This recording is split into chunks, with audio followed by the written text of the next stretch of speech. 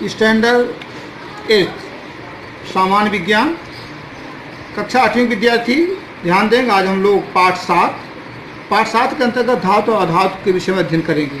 जैसा आपको पिछली कक्षाओं में 6 और 7 में बताया गया कि धातुएं जो होती हैं वो चमकदार होती हैं, धातुएं कठोर होती हैं, तन्य आकार वर्धनीय होती हैं, इन सबको हम धातु कहते हैं। लेकिन वैज्ञानिक परिभाषा बच्चों इस प्रकार से है कि जो वास्तव कक्षा में धातु वो होती है जो वास्तव कक्षा में इलेक्ट्रॉनों को ग्रहण करती है, उसे हम धातु कहते हैं। और सोना, चांदी, लोहा, तांबा, एल्युमिनियम, मैग्नीशियम सभी धातुएं होती हैं। और धातुओं का और अधातु किसे कहते हैं बच्चों? जो वास्तव कक्षा में से इलेक्ट्रॉनों का परित्याग करते हैं। तो धातु और धातु के वैज्ञानिक परिभाषा अब हम लोग 8वीं स्तर में वैज्ञानिक स्तर पर परिभाषा करें। कोई आपसे पूछेगा धातु किसे कहते हैं, तब मैं वो कहूँगा कि जो चमकदार होता है धातु है। ये बात सही है, लेकिन यह उसकी विशेषता हो जाएगी। परिभाषा यह है जब कोई तत्व अपने वास्तव कक्षा में इलेक्ट्रॉनों को ग्रहण करता है तो उसे धातु कहते हैं। तो बहुत सारी कक्षाएं बनती हैं, लेकिन उस कक्षाओं में वास्तव कक्षा सबसे बाहरी कक्षा ही धातु का निर्धारण करती है। जो वास्तव कक्षा में इलेक्ट्रॉन ग्रहण किए जाते हैं तो धातु हैं। अधातु जो वास्तव कक्षा में से इलेक्ट्रॉनों का परित्याग करते हैं उनको अधातु कहते हैं। अब आते हैं धातुओं के एक पॉइंट लेते हैं। धातुओं का भौतिक गुणधर्म देखते हैं बच्चों। मानी physical property of the metals.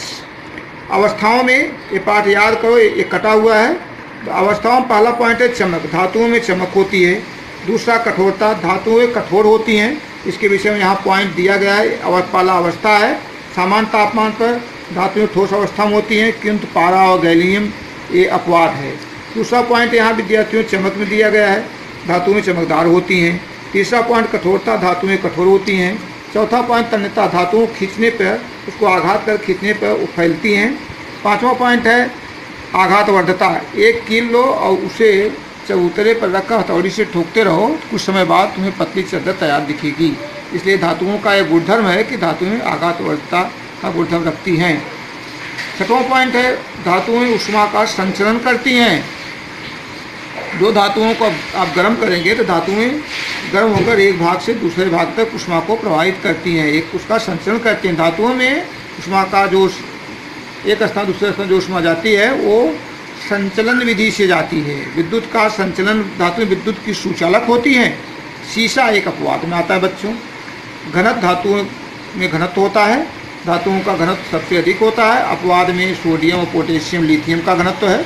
पानी के घनत्व की अपेक्षा कम होता है। लिथियम का घनत्व विद्यार्थियों 0.53 ग्राम प्रति सीसी होता है। नौवां गुणधर्म है धातुओं का द्रवणांक और क्वथनांक। सामान्यतः धातुओं द्रवणांक और क्वथनांक उच्च होते हैं। अपवाद में Hg, पारा, गैलियम, सोडियम और पोटेशियम है। धातुएं जो होती हैं आपका धन्यात्मकता का गुणधर्म रखती हैं। इस यह क्या अर्थ है? तुम्हारे विद्यालय के, अब देखते हो विद्यालय की घंटी किस धातु की बनी है, ये कैसे कार्य करती है, माने वो आवाज़ उत्पन्न करती है। ये सारे गुणधर्म धातु किसे कहते हैं? धातुओं गुणधर्म। इसको आप अपने पाठ्य पुस्तक में क्रमवाइज यहाँ पे पाठ्य पुस्तक में जैसा लिखा गया है सेम टू सेम लिखेंगे, कहीं कोई परिवर्तन नहीं करेंगे अपने ढंग से। दूसरा विद्यार्थी अधातुएं नॉन मेटल। अधातु को इंग्लिश में नॉन मेटल्स कहते हैं। इसका परिभाषा वैज्ञानिक क्या है बच्चों? वे वस्तुएं जो वास्तव कक्षा में से इलेक्ट्रॉनों का परित्याग करती हैं उनको अधातु कहते हैं। कार्बन, सल्फर, फास्फोरस ये अधातु होती हैं। इसका गुणधर्म, पहला गुणधर्म यह है, यह भौतिक अवस्था फिजिकल स्टेट। सामान्यतः तापमान पर धातुएं ठोस, द्रव, गैस अवस्थाओं में पाई जाती हैं। ठोस अवस्था में कार्बन, सल्फर और पोटेशियम होती हैं। द्रव अवस्था में ब्रोमीन होता है। गैस अवस्था में हाइड्रोजन, नाइट्रोजन, ऑक्सीजन। वो चमक, अधातुओं में चमक नहीं होती। अपवाद में हीरा, आयोडीन होता है। तीसरा है भंगुरता। कोयला, कार्बन लो उसे तोड़ी ठोको, क्या होता है? ठोस अवस्था वाले अधातु भंगुर होते हैं तथा कुछ अधातुएं नरम होते हैं। तन्यता और आघातवर्धता, अधातुएं जो होती हैं अधातुओं में तन्यता का गुणधर्म तथा आघातवर्धता का गुणधर्म नहीं पाया जाता। पांचवा पॉइंट है विद्यार्थियों ऊष्मा और विद्युत का संचलन नहीं करती। ये कुचालक होती हैं जो विद्युत और ऊष्मा का संवहन नहीं करती, ये धातुएं होती हैं। अपवाद में ग्रेफाइट है, ये उत्तम सुचालक माना जाता है। घनत्व, अधातुओं घनत्व कम होता है। द्रवणांक और क्वथनांक, मेल्टिंग एंड बॉइलिंग पॉइंट, अधातुओं के द्रवणांक और क्वथनांक कम होते हैं। अपवाद में कार्बन, बोरान ये ठोस अवस्था में पाए जाते हैं। दूसरा बच्चों यहाँ पर है उप अपधातु मेटलॉइड्स। मेटलॉइड्स क्या है? जिसमें धातुओं धातुओं दोनों के गुणधर्म पाए जाते हैं, उसको मेटलॉइड्स कहते हैं। Arsenic AS, silicon, germanium, antimony S, इसमें धातुओं धातुओं दोनों गुणधर्म होते हैं।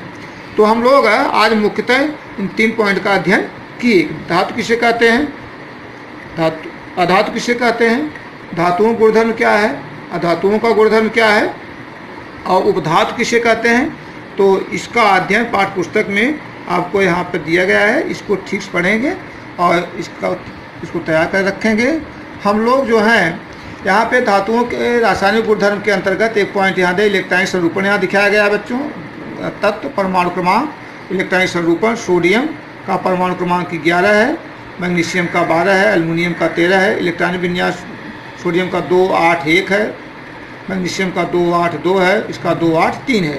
आणविक न्यूट्री सोडियम Na+। प्रथम कक्षा में एक इलेक्ट्रॉन होने का इलेक्ट्रॉनों का परित्याग कर देता है, तो यहाँ 2 बनता है। सोडियम आयन का निर्माण होता है। मैग्नीशियम 282 2 इलेक्ट्रॉन परित्याग करता है, इसलिए यहाँ ++1 2 बार लिखते हैं। सोडियम +1 बार लिखते हैं, मैग्नीशियम प्लस को 2 बार लिखा जाता है, मतलब यह 2 इलेक्ट्रॉन जो होता है परित्याग कर देता है। एल्युमिनियम Al+++ 3 बार, ये 3 इलेक्ट्रॉनों का परित्याग करता है, 2 इलेक्ट्रॉनों का परित्याग करता है, 1 इलेक्ट्रॉनों का परित्याग करता है। तो हम लोग यहीं तक अध्ययन करेंगे 8वीं के अंतर्गत। Best of luck.